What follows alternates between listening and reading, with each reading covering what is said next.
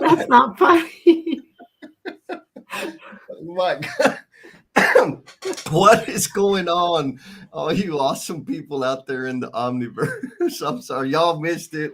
I wish I would have had the live button going on. Jennifer was just telling me how much she likes dogs. There's a routine on these mornings, a very structured routine because I got to make sure that the dogs are not in the backyard because we are live and we're talking and we have rabbits that live in like underneath the barn and the dogs like to chase the rabbits and they make these so loud barks while they're chasing the rabbits and I'm like we can't have the dogs in the backyard, so I always have the dogs in the house during the live stream and I'm like chasing the dang dogs in the backyard trying to get them in the house before we go live, and I come in and I'm just like anyway. And I'm loving it. Like this is hilarious. Who is this right here? Who is this already up this morning? Oh my goodness. We got Mr. Jake Harrell. Good morning, Jake. What's up, Jake? Good morning, my man. Haven't seen you up on this early in a minute. Then we also got DJ Hootie Hoop. My people all love. Look at that. Who let the dogs out? Jen did. Get him in. What are you talking about? Oh man, that's hilarious, folks. If y'all are out there, you know the deal. We want to know that you're there, so we can show some love and know that we're not here all by our lonesome. So let us know where you're at. If you're a first timer, meaning first time like transitioning from the lurker mode to actually commenting, drop a blue heart. And if it indeed is like your very first time, drop a blue heart and we will swarm you and connect with you and support all the awesome things that y'all are doing. Yes. Look at that. We got Bruce says, let's get after this, baby. And then Maria says, what are y'all doing? You know what we're doing? We're fixing to start some problems here. Jen, I don't know if you noticed, but there's been a lot of awesome stuff that tribe members have been doing. Oh my gosh. You see that? I see them doing stuff and I'm like all of a sudden, like they're launching this and they're pushing this out and they're putting this out on social media and they're celebrating this and they're celebrating people like all over the place. Yes. Everywhere. So Jim Gontorius, I don't know if you got to attend his event. I did not, but I've been watching and observing it all. So it's one, he just threw something out there going, hey, we're local. We have a lot of local people here in DFW because that's where I'm at. And he's like, are you interested in getting almost like a superintendent's huddle together? Kind of what that looks like.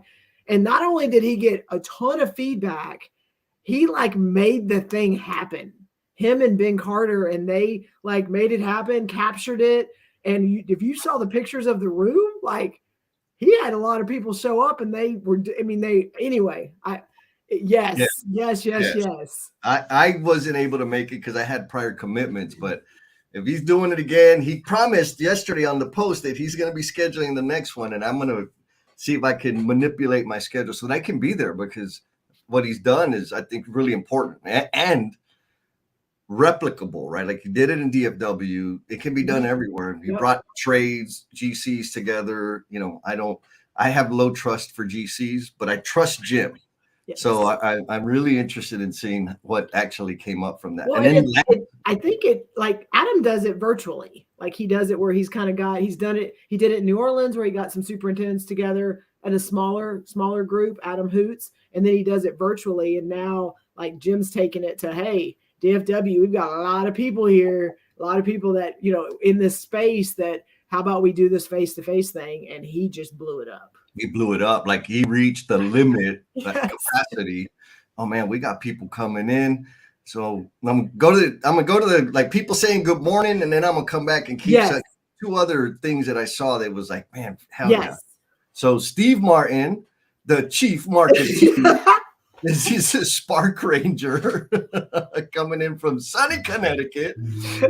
Amy Campbell, how you Good doing? morning, Amy. We haven't seen you in a while. Yeah, she and I DM'd a while back. And she's been going through it, you know, that Okay. life thing that happens. Amy, glad to have you back. Yes. Jake is sending me a very special. No, that is very much me.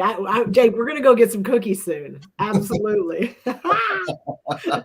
And then Tamlin says, "Hi guys, Good morning. Good Tamlin morning." may be new. I have not seen. I don't think I've seen him before. So Well, let's just say new Blue Heart. Blue attack. Heart, love on him, connect with them. Yes, absolutely. Yes, and then we got Miss Leslie. Good morning, Leslie. Did I tell you that I got to meet her? Oh, whatever. I know, Bruce, Steve Martin, whatever. I may be going to Boston in September, though. Ooh, let's see if that. I know. I may get to connect with somebody. Oh man! And then we got Andrew coming in. Good morning, Andrew. Good morning, Andrew. My friend, thank you for joining. He's been here before. And Clyde, Mr. Clyde King. Clyde's probably working, building a race car or something. I did talk to Buddy yesterday, which I know he's planning on being on. He said he wasn't as engaged last time because he was doing some work, but he did say he was going to be on this morning. So we'll see if he chimes in. Awesome sauce. Look who just said good morning. Oh, there he is. We gave you lots of love earlier. Yeah, Jim, we were just loving on you for the action, right? Idea to action. You had an idea, you put a post out there, it caught fire, and you did the damn thing, man. Yes. And it's inspiring, brother. At some point, we'll have a download, and definitely I want to be at the next one. So what are we talking about? Let's touch on that. Well, okay, so we've been talking about over the last several live streams growth and change, and what that looks like on, something you've not done, taking that jump, Jim, taking that jump and doing something. And then last time we talked, it was about having to maybe let go of some things, shedding some things to be able to move forward, things that are holding you back. And then the natural transition for us, because everything seems to make sense, is that, okay, then you've made the decision, okay, now I'm going to go forward with this, and I had to let go of some things. But sometimes there's like some friction, some sparks, as you're like moving through that change. And we can call it resistance, we can call it traction, whatever we want to call it. But there's usually some chaos and some things that you're having to like navigate through when you are making a life change, a job change, a mind shift, that sometimes it's a little scary on, do I keep going? Or do I just go back into my little very comfortable place that I don't have to deal with all of this? So that is what we're talking about today. I love it. There's a lot there, y'all, if y'all can't tell.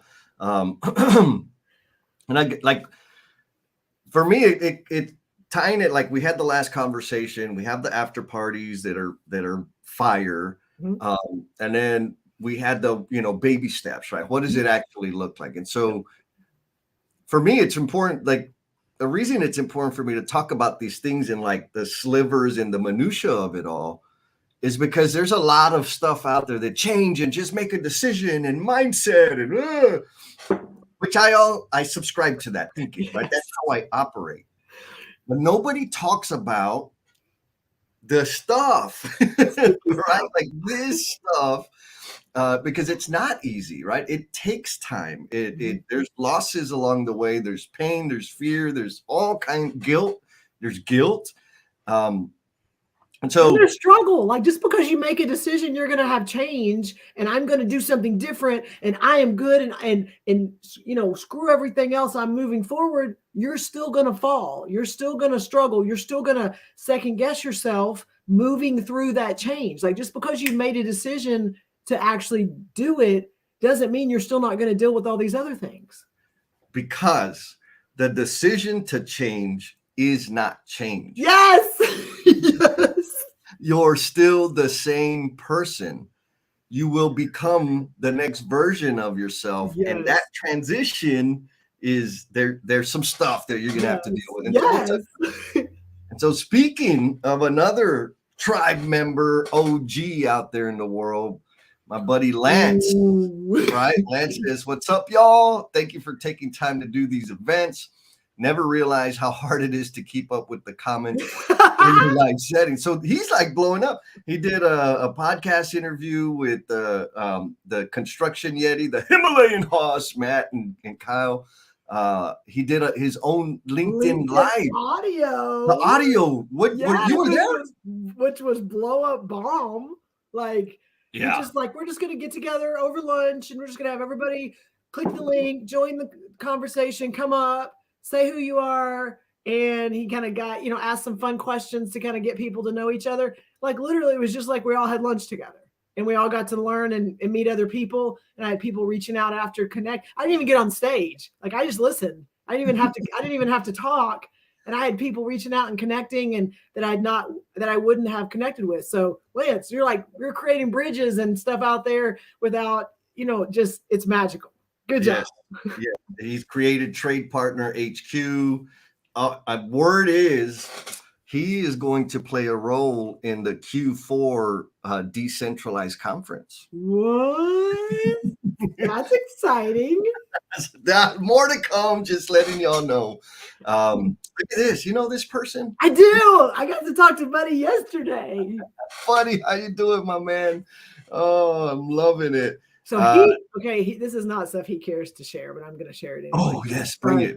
But okay, because this is a close group, but he's celebrating a very significant anniversary this weekend, like pretty big. So congratulations, buddy. And I know he's working through some other stuff with logistics and all that, but congratulations. Congratulations, buddy. You know I love you, my man. I got nothing but love for you.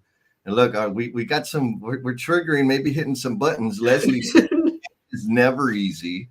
Agreed. Well, no. I'm gonna argue against that. Okay.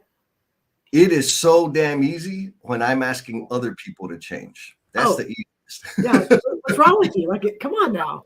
That makes sense. That's logical. I love continuous improvement as long as everybody else is doing it and I don't have to. And then look, Adam is quoting like this really profound philosophy. He's really good at finding things that other people say and using them over and over again. I love it, man. Thank you, Adam. But yeah, just deciding to do it I've decided that I'm going to focus on my nutrition for the purpose of the upcoming Hot Latino Plumbers of Texas photo shoot. Oh, for the calendar? For the calendar, yeah. I'm so excited. Can we go there for Christmas gifts?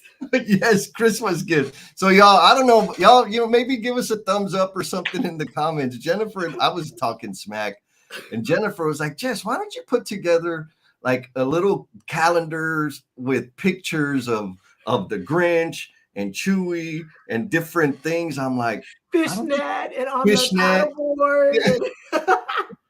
I'm like, I don't think anybody will like it. So the only way to know is if y'all let us know.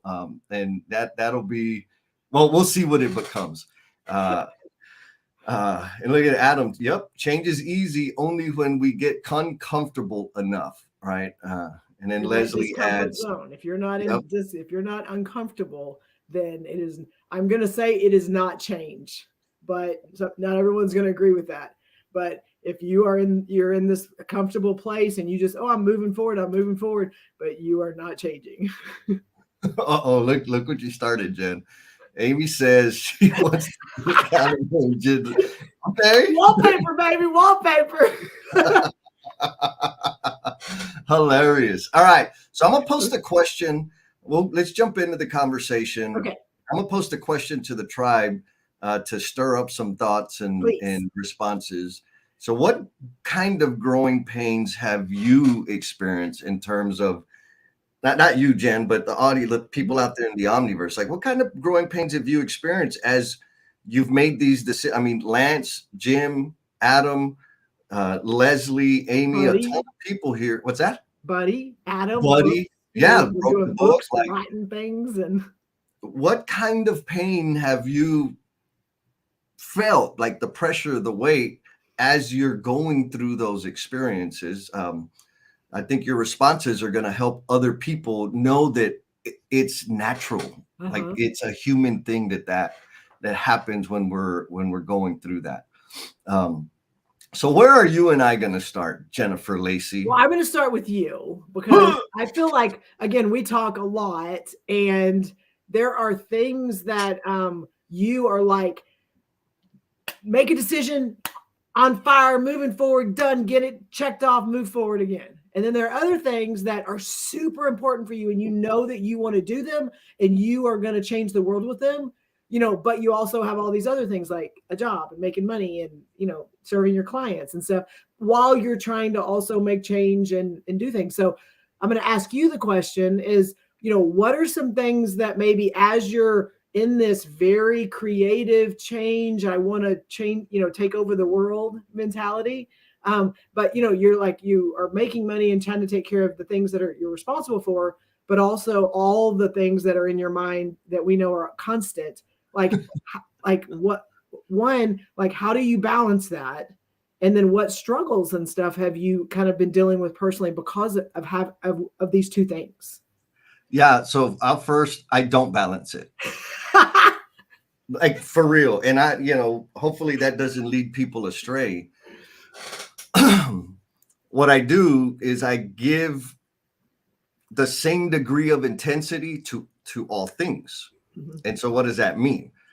When I'm prepping for a session that I'm facilitating an experience with my awesome clients, and like that's an advantage, right? The clientele that I have, the people that I'm serving, they're freaking gangsters. Like they want to leave this world better than they found it. So that makes it very like there's a continuity there. There's a thread that connects everything. And so when I'm preparing for them and when I'm in the space, they get all of my attention, 100% of whatever it is that I have, they are going to get it. I'm going to deliver that to them. And of course, what does that mean? That means everything else gets zero. Zero attention. Walking, working out, your health, your eating. Oh, yeah. Right. So now, except for the walking, I've noticed that whenever I have an in-person engagement, right? I'm not virtual. Virtual is different. Whenever I'm facilitating live and in person, girl, that steps ain't nothing. I ain't even got to worry about them. Apparently, I'm running laps when I'm up there talking. I don't know. Maybe there's some people out there that have had that and seen me just bouncing off the wall. I don't realize it until I'm like, 12,000 steps. Like, yes. How did I do that? But everything else is like gets no energy, no attention. If they got delicious food, I'm eating it. And I don't even think, like I get on the plane when I'm flying back home and I'm like bloated and invading the seat next to me because of all I'm like, man, what did I eat? Oh, everything. Right. Whereas when I'm not that focused, I can pay more attention to things, right? And say, wait a minute, you ate this morning. It's only 9:30 a.m. You can wait. It's the social part too of a lot of the things we do. Because I mean, you and I have had this conversation a lot. Is that social part where you're making connections, and we've talked about food being one of those pieces. But yes, it's like you have to consciously think about it. 100%. So again, there is no balance for me. It's 100% intensity on the thing that I'm working with. Some of you, like a lot of y'all, we talk and we have communication, and you probably notice that if you call me, I don't answer the phone all the time. Or if you text me, you may not get a response, or there may be a delay in the response. And that doesn't necessarily mean that I'm talking or serving somebody. Sometimes I'm just working on something. Yep. And so when I'm working on something, guess what? That gets all of my intensity. And, that was something that I would say in the last year that I kind of realized, like, the friction that I used to experience was this work-life balance idea. And maybe it's just it's not. It's not. And balance to me is like hours, quantifiable. And I always think of things in terms of time. And so it means if I spend 6 hours working, I have to spend 6 hours with the family, 6 hours exercising, 6 hours sleeping, 6 hours everything. And there's not enough time to do that. and it's just not practical. Like I know I can't do that.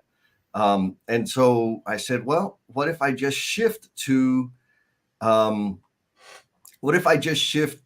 intensity, right? And because at that point in time, the only thing that got my intensity was my work.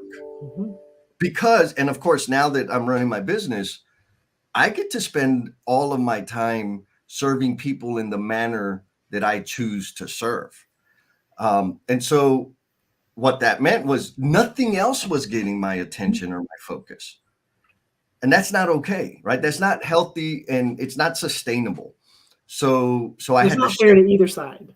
Correct, right? Like I can keep working and working and building my empire, but my family's neglected and I don't even know that I got another nephew or niece on the way, right? Like that's a true thing. Like I've had like, what?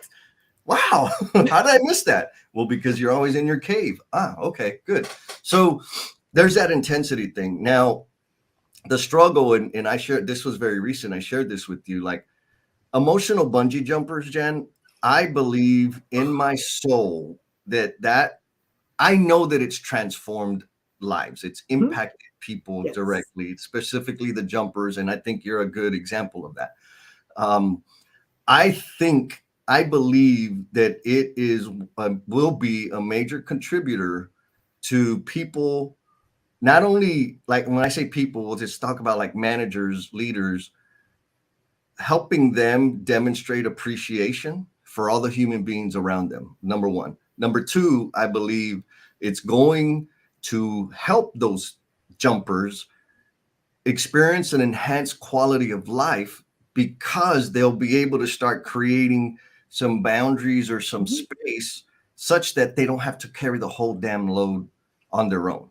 Yes. That's really important to me, Jen. Yes. Sweat equity improvement, same thing, right? We make the work better and so I obsess about these things.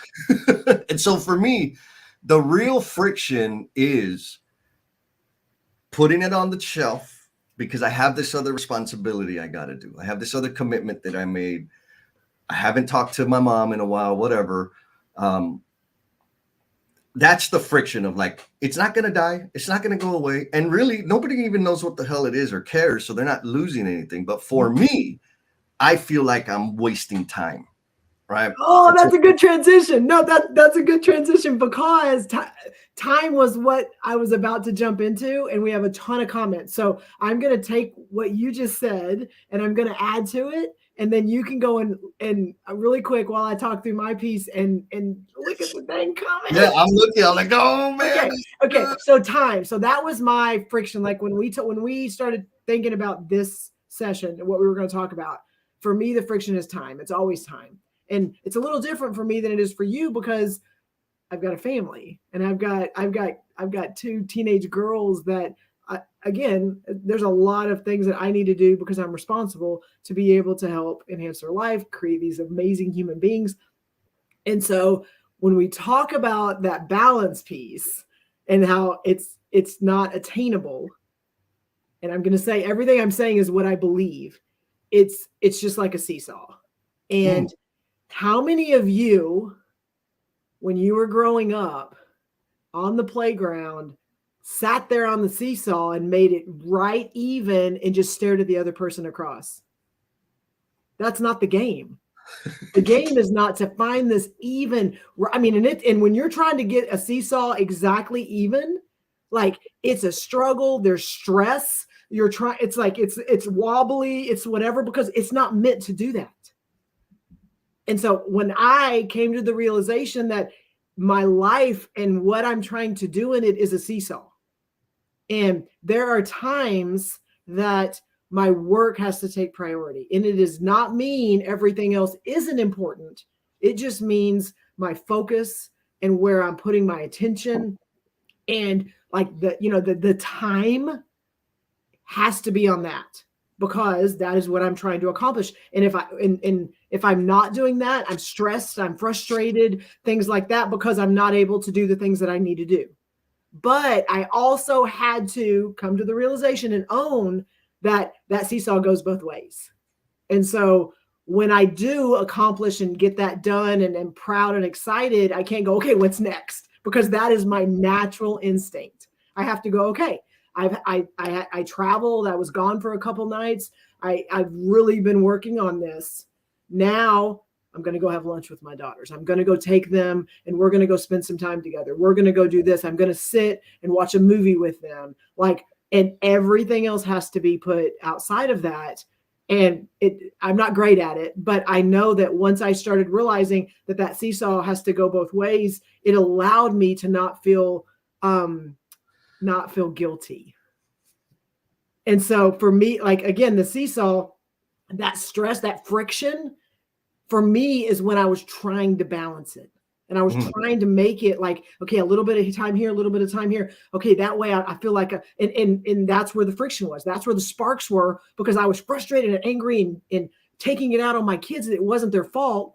And then I was with them, but I was on my phone trying to answer email. I mean, like, it was all of that. And it was frustrating everybody, including myself. But when I realized that seesaw, it's like there's times where, okay, this is when I'm going to devote time to here. But when it's time to go pick her up at the bus stop and then she gets home and she's had a stressful day, we're going to sit down and we're going to, watch a movie, or I'm going to help her with her homework. And I can't let the other things bleed into that. So the time piece to me was huge. Yes, I love the seesaw. Jen, you're gonna have to put an image together. Okay, yeah, I can do that. Like, for me, it's intensity, but it is the seesaw. You get it all right now. Tomorrow, no, because I got this other thing. Right. And the time, like, people tell me that I can't do everything. I think they're wrong. I think what they're trying to tell me is I can't do it all right now. Right. I believe that to be right. I can do everything. I just can't do it all right now. Right. Like, I've got to select where the hell I'm going to put my energy, where I'm going to put my time, and do one thing, do another thing, do another. Like, it will happen. The time horizon is going to be a lot longer or broader than I want it to be. But it will happen. I promise. So, yes. Okay, we got blue hearts, but I know you're gonna. I have Noah, and then we have a couple that I haven't seen before. So, hello, Noah. Noah Hermes. I know Noah. Noah's has experienced a lot of my. He was like physically present to see me grow and transition from. Oh, nice. Whatever I was before to whatever I am now. What's up? Wonderful. And what other blue heart we got? No, not blue heart, but I think the very last comment, I've not seen that. There, okay. Nagarajat, how you doing? Good morning. Welcome. Thank you for commenting. That's awesome. Okay, so there's amazing comments, y'all, and these are probably going to take us in a whole other direction. Keep them coming. Keep them coming. Please keep them coming. So I'm going to start. There's some comments in here about shedding people, and I want to I'll come back to that because I think that's super and we started that conversation last time. Right. And so Amy, she's posted several posts, several comments, and as I was reading them, I was like, that's exactly what's going on in here when I'm doing things and launching things and changing and whatever. So I'm going to put them up on the screen for y'all to see and to, like, do you feel this way? And more importantly, you're not alone. You're not the only one that feels this way. So Amy, she's like, am I effing up? Is this where I'm supposed to be heading? How do I balance growth with survival, right? Like bills, truth. Let's see, what else did Amy say? Do I belong in this arena?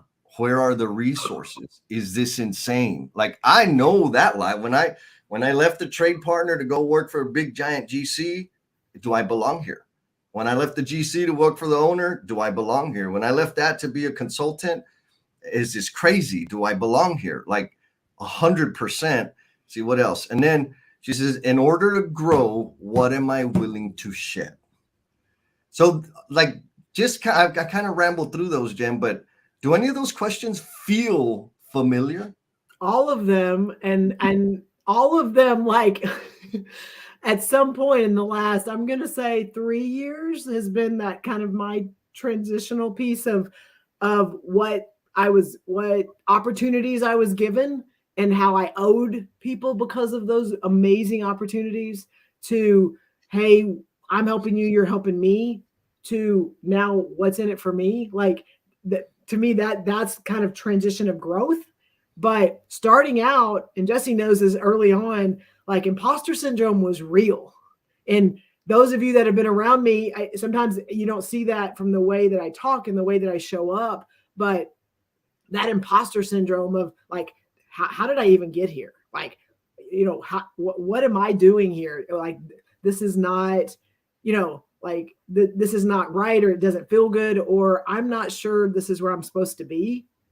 Like that, I'm not sure it never 100% goes away. Because Jesse, you and I talk now, even where you're just like, what am I doing? Or how did I get up here on this stage doing a keynote for seniors that are about to go out into the world? Like, I mean, and again, you're amazing. And I know the messages you send to that, but somebody asked you, somebody invited you in to impact people's lives, and you're doing it, but you still go like, what do they want to hear? Why am I up here? But like, those are things that we all grapple with. And for me, 100% of it, Amy, I'm going to speak to you specifically because every question you wrote is something that absolutely has been in my mind, that when it stayed in my mind, it just got more entangled into all my thoughts and my decisions and my second guessing of everything. As soon as those questions were voiced outside of my head, thank you for doing that and typing them. Now, it's not just me. It's not just my thoughts and my weird, crazy way of looking at things. Now I'm bringing other people into the conversations. And I'm going to say 100% of the time, as soon as I voice them, then I had this tribe of people around me that were like, what the F are you talking about? Or, yes, that makes sense, but what about this, this, and this? And 100% of the time, it allowed me to get over that, like what was keeping me from being able to do something different. Is that what you're asking about? That's exactly. I mean, and it's like, yes, I think, folks, if you take anything away from this, take away that it's natural and you're not the only one. Right? Now, I recognize that I'm an extreme example. Right? I got to interview Adam and Mondo yesterday about their experience with emotional bungee jumpers. And Adam was talking about how, like, idea to action, like boom, boom, it's super fast for me. I have a lot, like my risk is much lower because I have no breathing things to support. Yes, and I do. Jennifer does. And I have, my life has been designed in such a way that facilitates those sorts of things.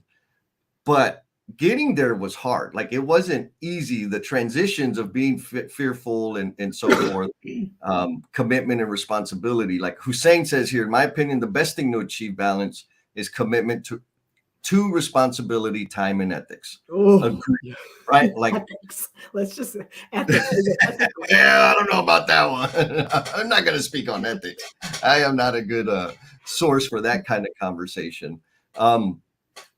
So now, in terms of like the growth and the friction, Leslie shares when we are growing, some friction is because others will want you to stay the same, right? And then, like on top of that, Adam says, shedding the people who aren't really in my corner. We're gonna have to dive into that. That's the hardest for him. Lance says, outgrowing some of my friendships, I had some people that would rather see me fail than face their own decisions. What do you think about that, Jennifer Lacey? Well, so Sanu, is that you connected me to, I think it's Sunu. I can't remember her name. Anyway, you connected me to someone who we had a conversation yesterday, which was amazing. And it's completely my fault that I don't remember her name. She's doing her own podcast, and she, anyway, I'm sure you know who I'm talking about. Yep, so we talked yesterday, huh? Yes. Okay. And so we talked yesterday, and we had this exact conversation. And it was, there's two different people. There's the ones that you've outgrown because of where you're going, and you're in a room with them and they see where you're going, and either they're jealous of it or they realize that is not something that they can attain, and so they're, I'm going to say sabotaging, but they're not helping. There's also those other people in the room that you are outshining them. Ooh. And you are doing things that now all of a sudden they were the person, or they were the focus, and now you're not. And I'm telling you, when you are in that space and you are shining and you are growing and you are changing the world, your only focus is in front of you. And when you're in that space, you know it, you feel it, the world's going this direction. And it's so hard when you're doing that, because people like are what make us, like they make us feel good. Those are those people that, and Jesse, you've talked about it a lot, like those people that you grew up with and those people that were right there with you during some of those tough times and have helped you through it, or could have, exacerbated the situation. Like, those are people that like you have to consciously make decisions about. And I'm just going to tell you, and I'm giving you permission just because I had to give myself permission, that there are people that played a significant role in my life and helped me through something or were there for me. And that doesn't obligate me to hook myself to them and chain myself to them for the rest of my life. And that they helped me through a piece of, time when I was struggling or when I really needed them, but I outgrew them. And all that did by continuing to be connected to them was hold me back. And it hurts sometimes, because you letting go of somebody that really helped and, supported you or did something for you, that doesn't negate what they did. It doesn't take away the impact they had in your life at that time. But you grow, that's natural. And when we grow, we have to make sure that we're also looking at the things around us, and are they helping amplify and promote what we're trying to do? Or are they justifying and keeping us in a place that we're outgrowing and we're not wanting to stay in? Like, those are things that are tough when it comes to people and relationships. Yes. And so we got a question from Amin. How you doing, my friend? The question is, why is personal growth often associated with outgrowing individuals? What about that, Jesse? So I got a little bit some thoughts on that. I know you do. Right. Like, I guess maybe there's 3 segments to this. Okay. Just want to be clear. Like, it doesn't mean that I have to leave everybody in the dust. Mm-hmm. It's not what it's about. What it does mean is that we all grow at different rates. Yes. We all have different layers of baggage. And we all covet that baggage differently. Meaning, it's my precious. I don't want to let it. And so, I've been there, right? So there's one layer. As I'm growing, it's clear that people are like, what the hell are you doing? Why are you doing that? You're not even getting paid for that. It's a waste of time. And they're not being judgmental. Like, well, I'll say most of them are not being judgmental. They're concerned for my security and my well-being. But I can't hear that. I see this thing, and what I see is true. And I'm going to go test that out. So I begin to learn new things about myself. I expand my capacities. I learn new capabilities. I find new gaps, and I start working on those things. And the people that are saying, like, I don't know, that's a little bit crazy. Why do you keep doing that? And you shouldn't do that. And what about this? And what about that? And what? Like, I'm not saying I hate you. I'm just saying, like, I hear you. And that voice, I need it to be smaller. Right? Like, if you're not. When I stop answering your calls and I stop going to lunch with you, there's a reason. Right. Because I'm working on something else. Mm-hmm. It might be nuts and crazy. Yes. Now, I haven't forgotten about you. If you want to come play, you are totally invited to come play. If you want me to help you come play, hell yes, I want to help you come play. But I'm not going to stay here. Mm-hmm. And here's why. If I stay exactly where I'm at right now, if I stayed where I was a year ago or 2 years ago, or like like Noah says 15 years ago, right? It was nuts. It didn't make any sense, but he can see the value and the impact. It's been impactful for him and for a lot of other people. Mm-hmm. If I stay where I'm at, an indicator that I'm staying exactly where I'm at is the people and the conversations I'm having are the same. Mm-hmm. It's a loop. Oh, remember that time? Remember last time? Remember what he said? Remember what she said? Like, remember. Like, I don't want to remember. Like, yeah, I remember. So what? What are we doing tomorrow? What are we doing next week? And so I think it's a natural occurrence that there's a separation between the people that I'm with now and who I will be in the future. I've also intentionally designed or made a practice of finding people that have the thinking and the behaviors that I aspire to. And I surround myself with them so that I can grow in that direction. And once I get to that, the gist of what I want, I got all the juice I wanted out of the squeeze, guess what? I'm going to go find more people that just demonstrate the thinking and the behavior that I'm seeking so that I can soak that in. So that's one layer, and I'll stop at the second layer. The second layer is haters are going to hate, man. Haters are going to hate. And when I have haters in my life, they just get cut. Like, you're just not on the team, right? If you ain't showing up, if you ain't contributing, if you ain't serving, if you ain't sharing your gifts and talents, and you get to talk smack about what I'm doing, we're done, right? Like, you can come back and knock on the door, but we are done. What do you think, Jen? Well, yes, and 100% agree to that. And so what popped in my head when you were talking is when haters hate, they're paying attention. Because you don't know about it if they're not talking and they're not saying things. So they couldn't talk and say things unless they're paying attention to what you're doing.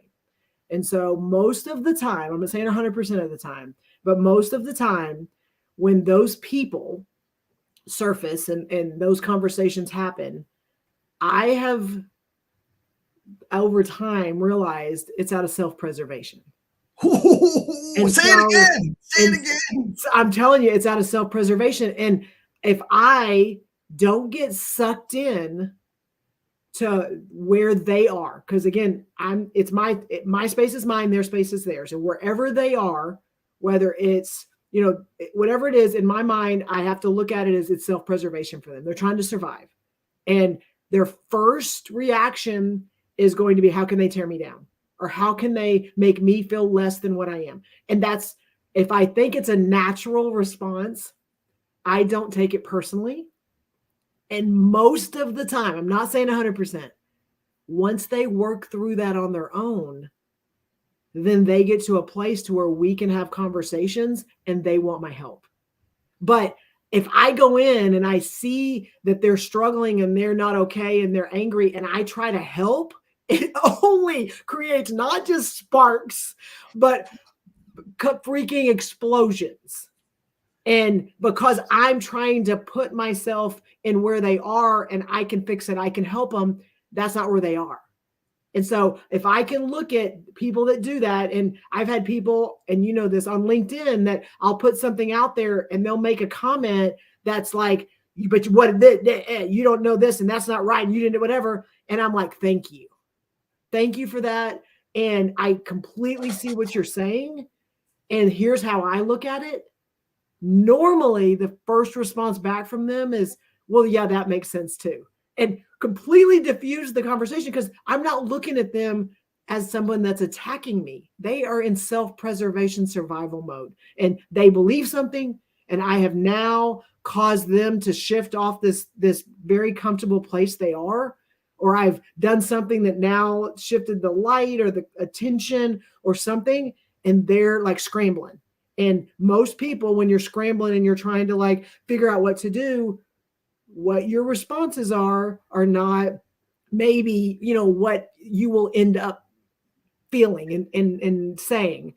And I have to believe when I get that very initial one, I'm like, oh, bless their heart. They're in survival mode and they're trying to just self-preserve what has always been comfortable and safe for them. And hopefully they can work through that so that I can then be there on the other side. I am telling you, it has changed the way that I interact with people, and being able to not even put an armor on and not let it sink in, but to really feel and care for those people in a way that I think before I just felt defensive and I felt like it was an attack. And now it's not about me. Now it's about them. Exactly. It's not about you. Then yes, it is not. Like, a person's response to what I'm doing and where I'm going, I have no responsibility to change that. I have full responsibility of how much time I'm going to spend with that energy. Mm-hmm. Period. I still love you. You just don't get a vote anymore. Yes. Right? Like I hear you, I feel you, mm-hmm. and I understand. Right? I've been in the situation where I got smoked. People are like trying to pour into me, breathe into my life, and I was still holding on to my stuff, the grudges, 100%, all of it, right? Like I don't want to be a sellout. I want to remember where I came from, and yes. Right, like all of that, and people left me behind, and I wonder, like, why, man, they're jerks, right? Like I can't believe they're stuck up, whatever. Like, no, they just continue to grow. We are not like, I have the same name that my mom gave. Well, and I go by a different one, right? Like there's very few things that I was born with that stay the same, including my thinking, and that is okay.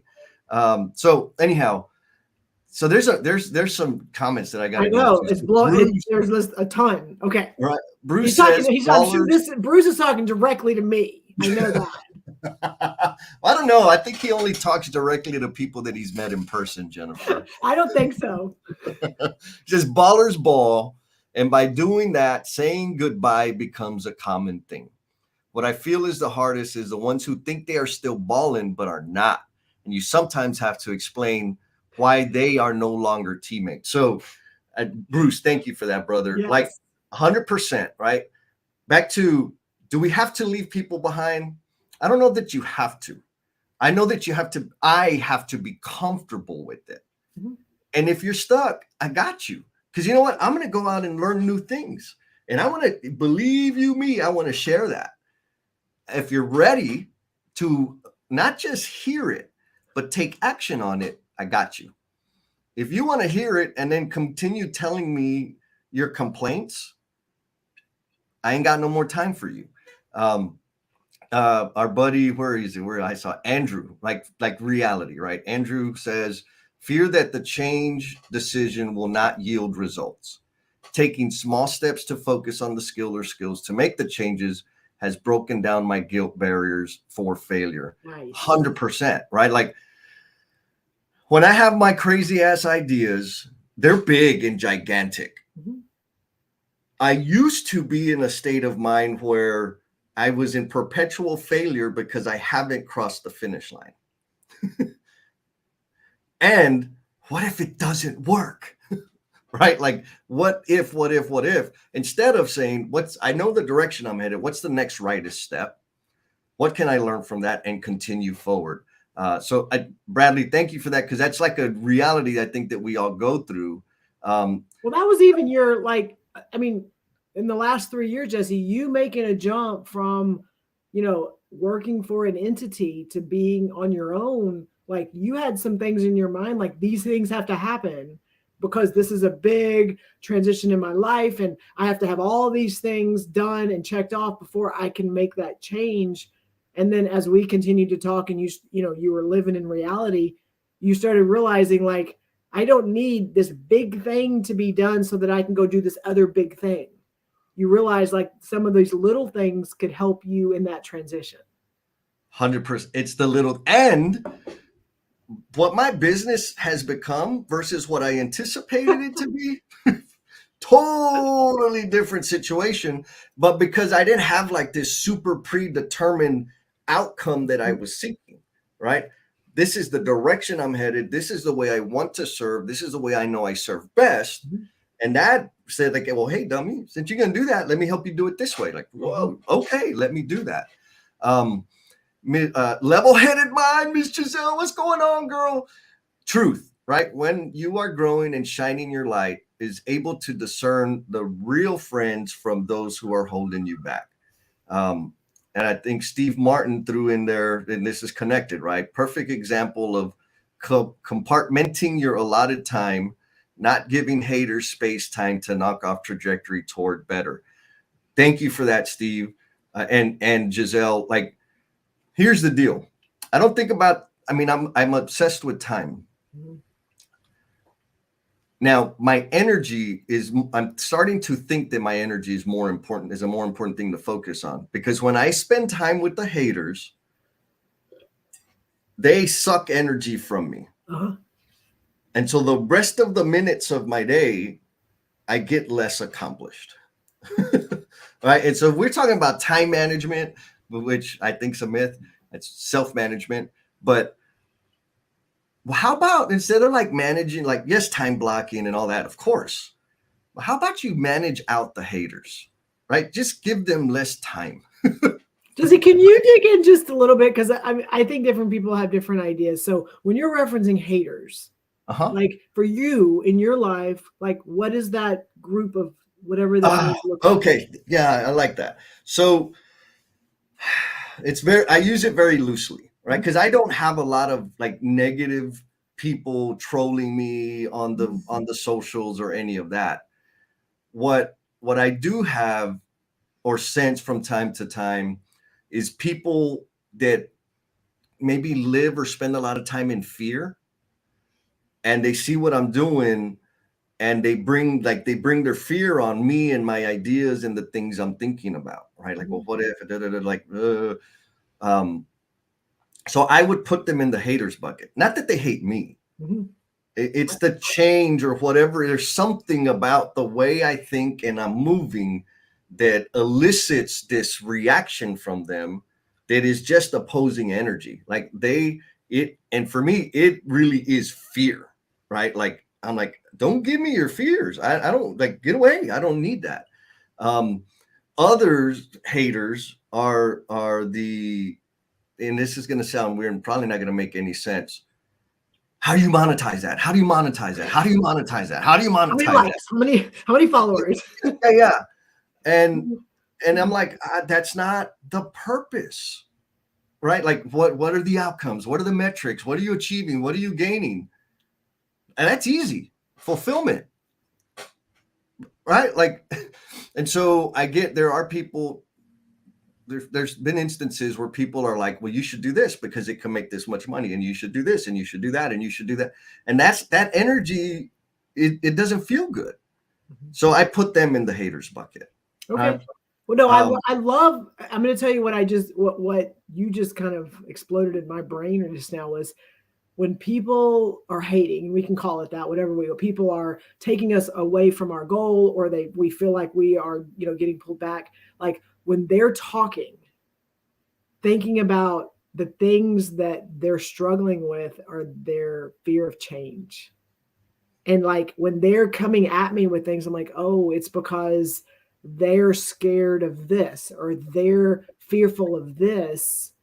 And that is why they're saying these things to me, or they're questioning what I'm doing, or even where they're saying, that's not going to work, or that you've got to stop doing these things because of this.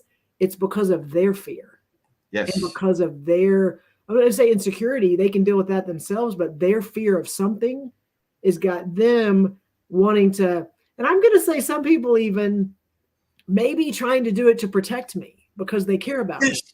Yes. So it's not always just like, knock her off. I want her to fail. Some of those people genuinely love and care about me, but because of where they are and what changes for them, or what they've been burned and they've struggled, or something's happened to them and they don't want it to happen to me, like they project that onto me through their advice or through their concern. And and based on what you just said, those are still haters. That doesn't mean when we put them in a category like that, that they are people we don't care about and that we Yes. don't love and that we can't still have, in our space because they're our family or things like that. But that we also need to be able to recognize that what is coming from them is a fear that they're dealing with. Yes. And that we are just happen to be the person on the other side of that. Yes. Yes. It's that comes from a good place. Like even those people, I'll put, you're sitting over here in this section, not because I hate them, not because they're not going to be in my life, but because that energy is not helping me right now. Yes. Now, every now and then that little section, they get to say, I told you so. Yeah, you're right. You're right. Good. But you know what I learned while doing this thing? Like, you know what? Exhilarating and how many people I connected with. And like, you're right. It blew up. It was a total failure, but son of a gun, I had me a good time. So Amin's got another. Amin, I appreciate you, man, jumping on and asking these questions. He says, do you not fear becoming arrogant? And I'm going to answer for myself. I will let you answer that specifically. And should your personal growth be reflected not just yourself, but in those around you? I can answer that one. So yeah, you answered the first one. How about that? So, do I not fear becoming arrogant? No, because I am.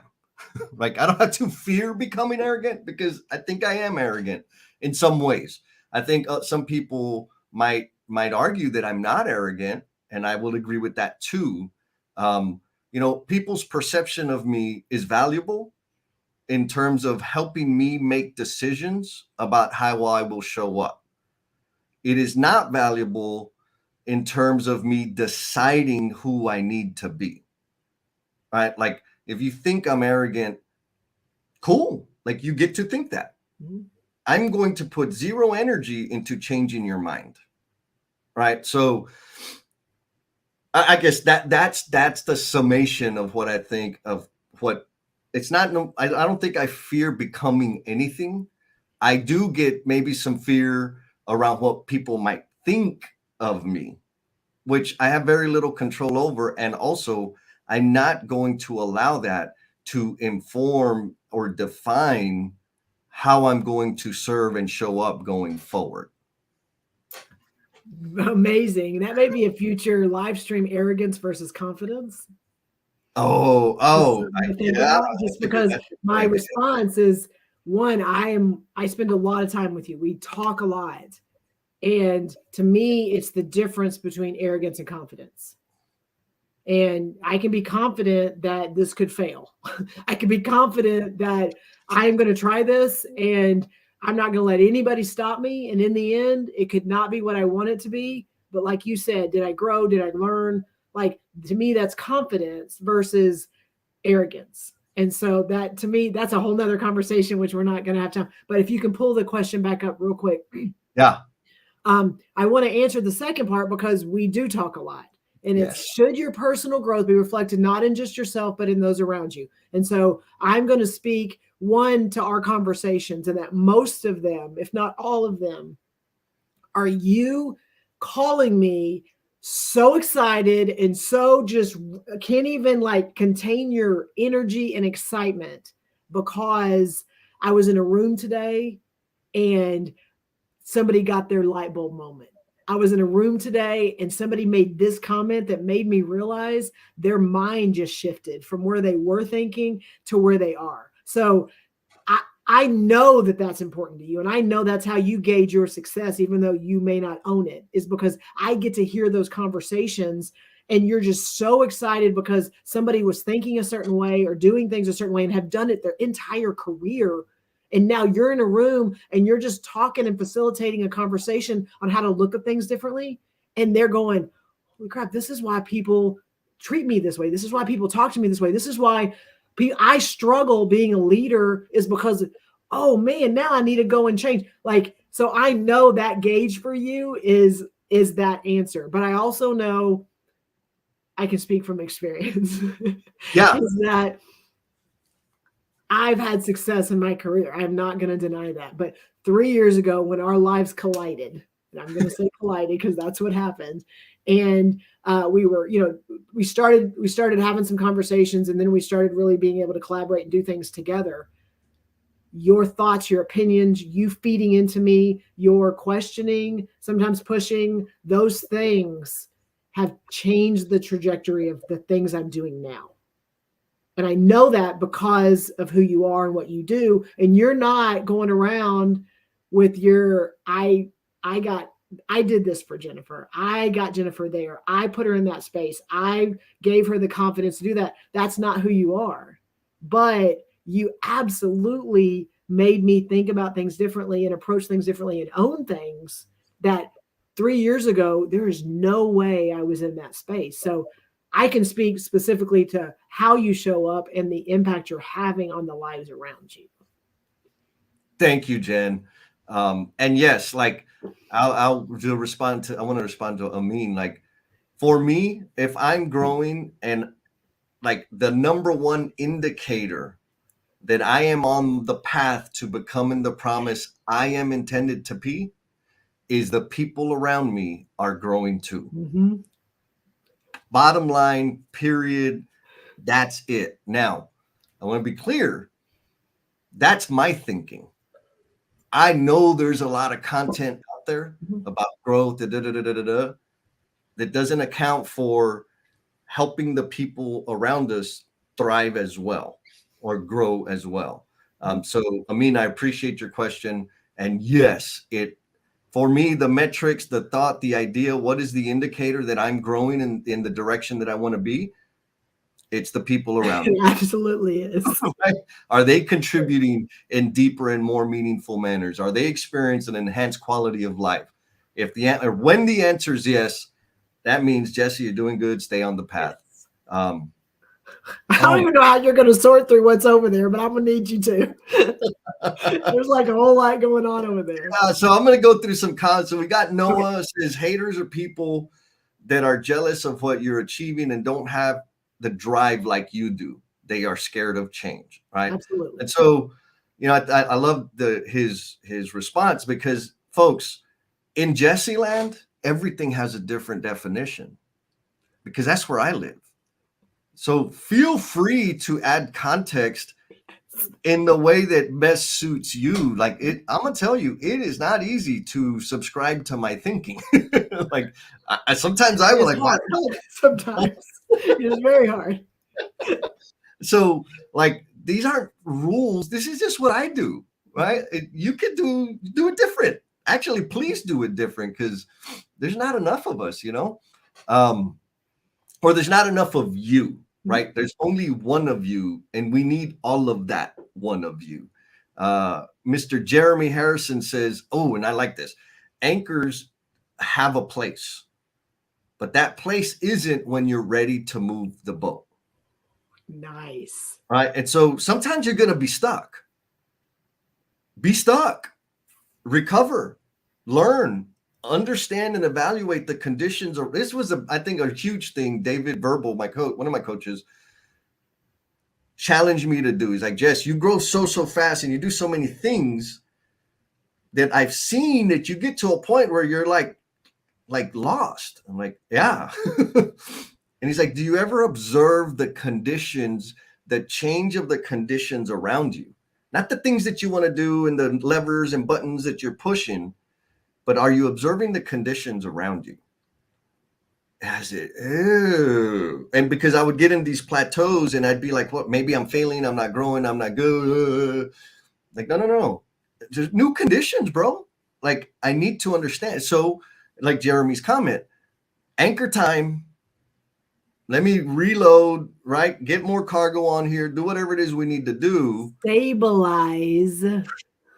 Yes. What about that? What about like, and we've talked about that before, but like the need, the requirement that if you are in a constant state of change, like it's not going to end well. Like you'll have some wins, but you will have some, you're like this, what's going on? The stabilization is necessary. Yes. Oh, here we like stabilization. You already know. We got Bradley. What's up, Bradley?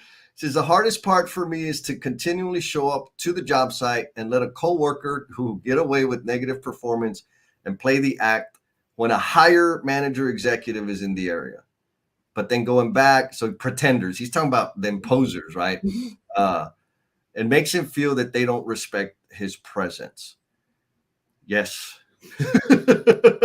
Right. I mean, I was talking to some folks at some, what was it? Career advisors, right, at Trinity University earlier this week. And one this thing came up, right, about communication and receiving feedback and and the conditions that we live in. And this is exactly what I'm talking about. And I know it's not easy, but I'll say it this way, Bradley, when I'm in this phase or the conditions of leadership completely blind or unaware, failing to see and take action on behavior that is not indicative of what we intend to be, I need to change the conditions. Now, does that mean I need to quit? Maybe. Does it mean that I need to stop waiting for them to do something and do the damn thing myself? Maybe.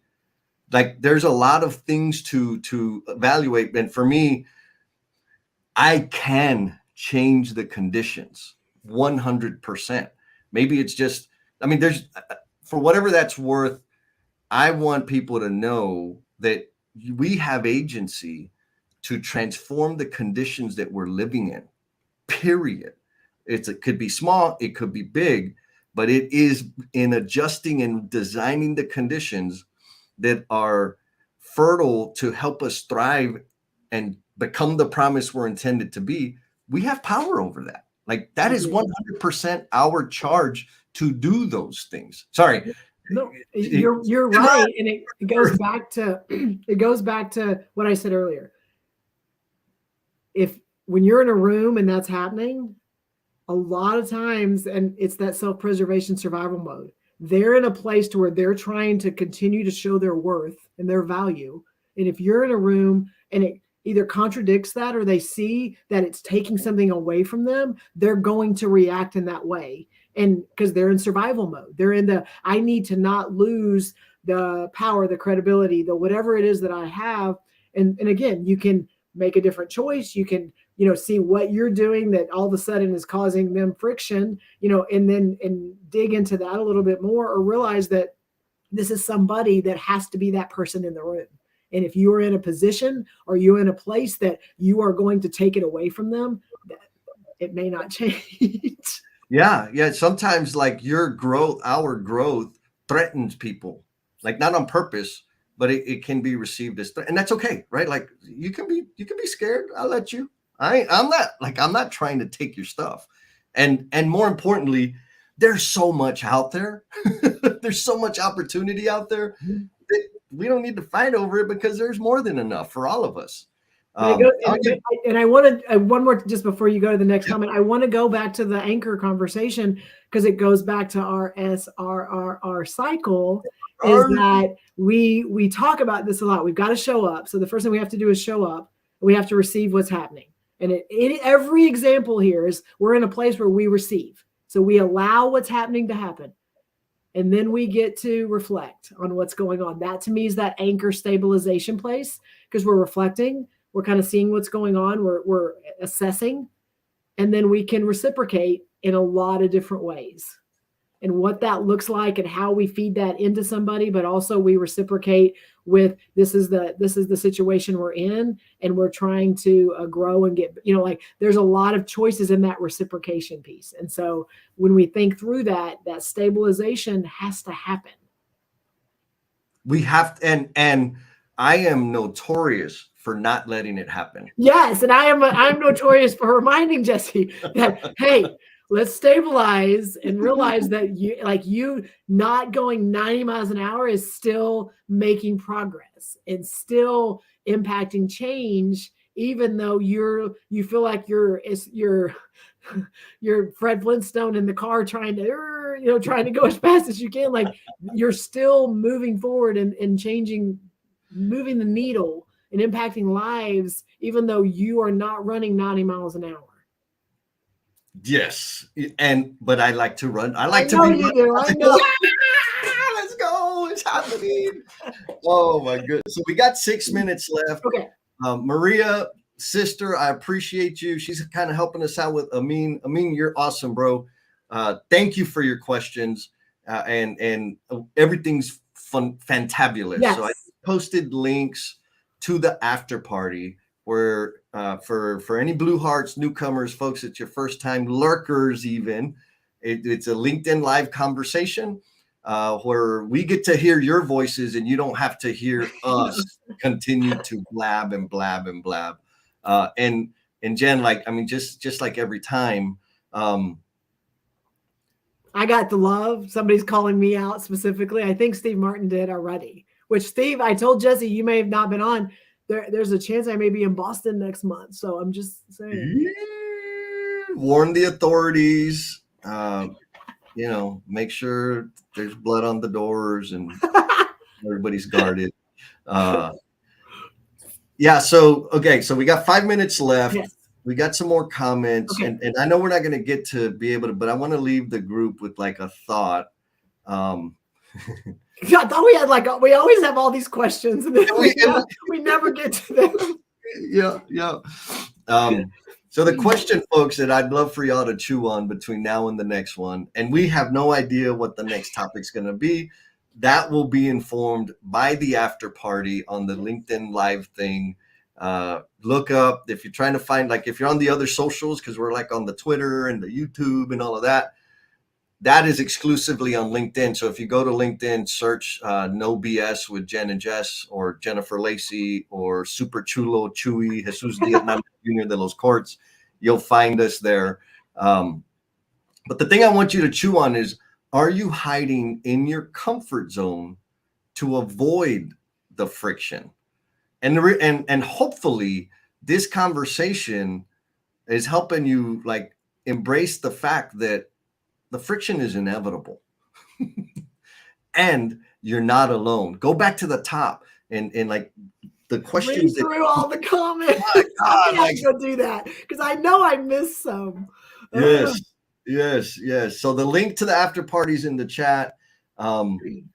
Another person I want to, like, we highlighted Jim, we highlighted Lance about them pulling triggers and making things happen, which I'm sure they probably had the same questions, the same feelings. Miss Lynn and Marion, damn it, I just forgot her name. Megan, Miss Lynn and Megan, they just did they co-partnered on a live stream about contracts, right? Nice. That is important to them. Very first time they ever did it. It was webinar form, super. I watched it this morning, super informative. And for me, again, like back to the question, like, shouldn't people be growing? I'm gonna, be a little selfish and say that I played a small role in that. And it's a growth thing. And I know that they learned something from it. And I know the people that tuned in learned something from it. And so really it's a question of for me, the friction is worth it. The pain, the failure, the loss, the insecurity, the fear, all of that is not as valuable as being able to see somebody go from 0 to 1. Being able to see people go from idea to action, being able to witness that is what compels me to do the damn things that I'm doing.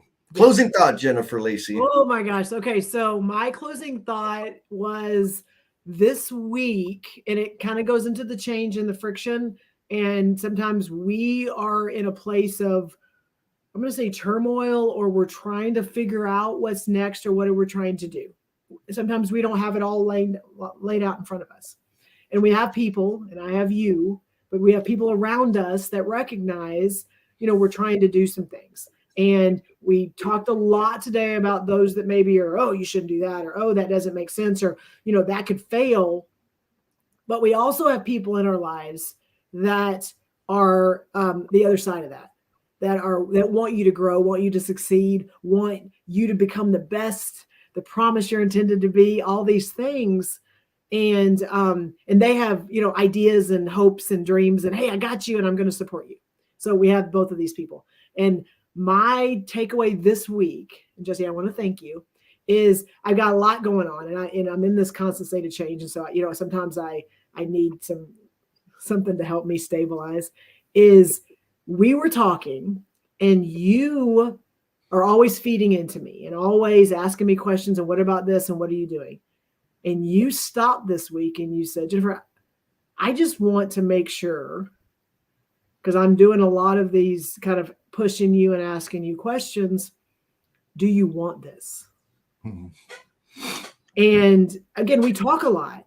And I talk about the what ifs and the could haves and the should haves, and you're going 90 miles an hour. And so you wanted to make sure you were not projecting your thoughts and ideas of what I want and what you want for you onto my hopes and dreams and my next steps.